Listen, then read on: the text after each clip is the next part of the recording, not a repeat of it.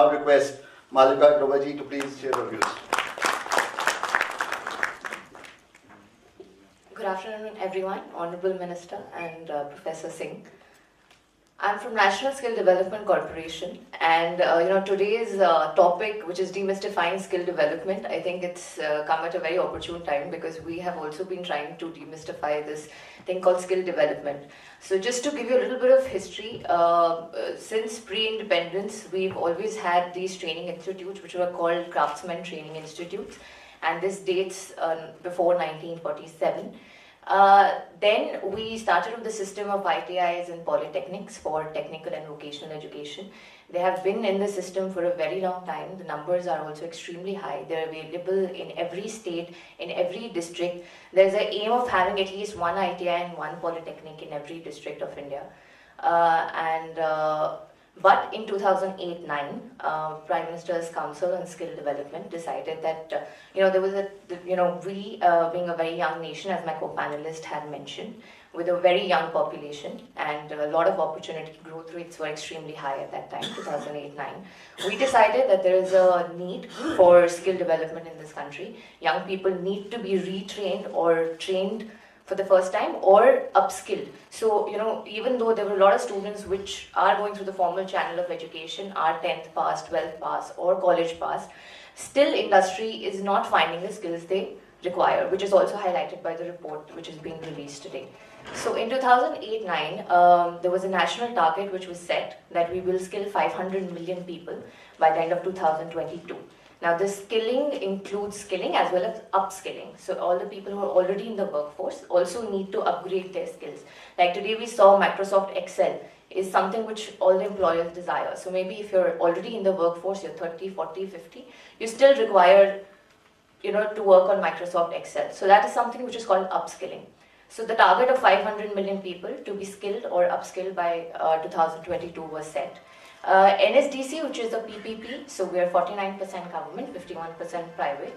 We come under the Ministry of Finance, and all the other industry bodies such as CII, FICCI, SIAM, ASSOCHAM, etc. is what makes the 51%.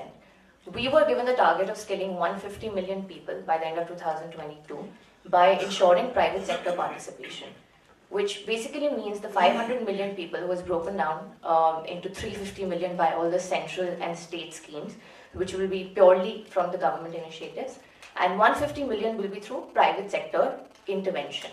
Now, why we thought that we should have private sector intervention, as all of you have already heard, that in skill development cannot be done in a silo, cannot be done only by a government body, cannot be done only by an entrepreneur, cannot be undertaken by an academia. It needs to get everybody together in one platform. So, National Skill Development Corporation gives funding to entrepreneurs or to already established companies who want to get into the space of skill development, want to start skilling or upskilling students in whichever sector they feel there is a need. And we also link this training to employment, because if employment is not guaranteed, then training is not solving its purpose. So everybody we fund needs to train and employ at least 70% of the people it's training. So this is the background by which NSDC was set up. We aim to bring all the stakeholders in this ecosystem together. Now, what we've done in Punjab is that we've done a study, which is again was a skill gap study, but slightly different than the one we're seeing today, which found out that there are going to be new jobs, 8 lakh new jobs created within Punjab, which will require manpower. And these are just new jobs. Now, 8 lakh jobs till 2017, and also there's a need to upskill a lot of existing workforce. So Punjab Skill Development Mission, which is led by the state government, also has a target of skilling 18 lakh people by 2017. Now, to meet these ambitious targets, we require young entrepreneurs to come in. We require the industry to accept the fact that they need to participate with the state government. They need to participate with these entrepreneurs to make sure that our young population is getting the skills that the industry needs and getting employed.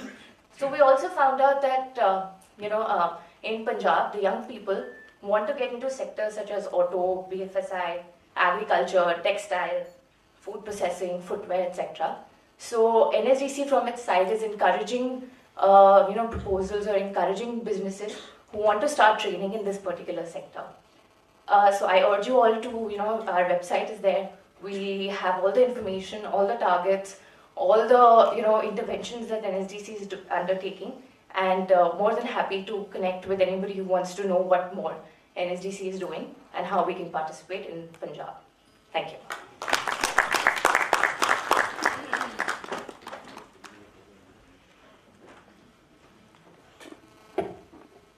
Thank you, ma'am, for sharing the government perspective and reinforcing the concern that we have almost 50 crore, 500 people, 500 million may not probably sound good, but 50 crore, that is half our population, needs to be trained in next 8 years.